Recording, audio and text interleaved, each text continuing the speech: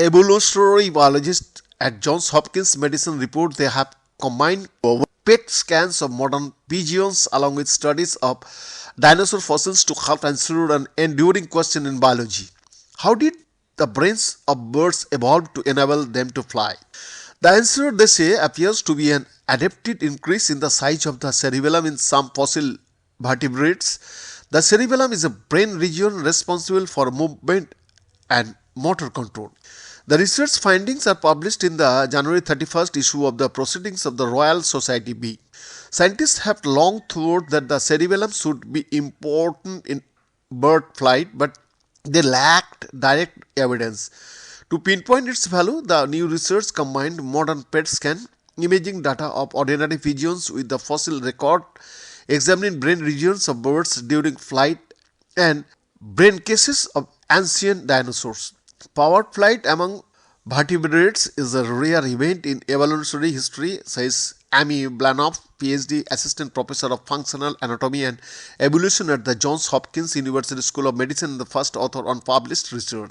In fact, Blanoff says just three groups of vertebrates or animals with the backbone evolved to fly: extinct Petrosaurs, the terrors of the sky during the Mesozoic period which ended over 65 million years ago, bats and birds. The three species are not closely related on the evolutionary tree, and the key factors or factor that enabled flight in all three have remained unclear. Besides the outward physical adaptation for flight, such as long upper limbs, certain kinds of feathers, a streamlined body, and other features, Banoff and her colleagues designed research to find features that created a flight-ready brain. To do so, she worked with biomedical engineer at Stony Brook University in Newark to compare the brain activity of modern pigeons before and after flight. The researchers performed called the PET imaging scans.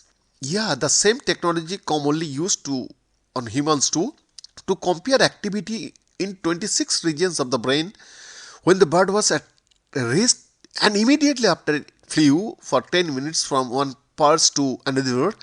They scanned 8 birds on different days. PET scans use a compound similar to glucose that can be tracked to where it's most absorbed by brain cells, indicating increased use of energy and thus activity. The trackers degrades and gets excreted from the body within a day or two. Of the 26 regions, one area that is called the cerebellum had statistically significant increases in activity levels between resting and flying in all 8 birds. Overall, the level of activity increase in the cerebellum differed by more than 2 standard statistical deviations compared with other areas of the brain. Then the researchers also detected increased brain activity in the so-called optic flow pathways, a network of brain cells that connect the retina in the eye to the cerebellum. These pathways processes movement across the visual field. Blanoff says their findings of activity increase in the cerebellum and optic flow pathways were not increasingly and necessarily surprising. The areas have been hypothesized to play a role in flight. What was new in their research was linking the cerebellum findings of flight and adult brains in modern birds to the fossil record that showed how the brain of bird-like dinosaurs began to develop brain condition for forward flight. Biendas.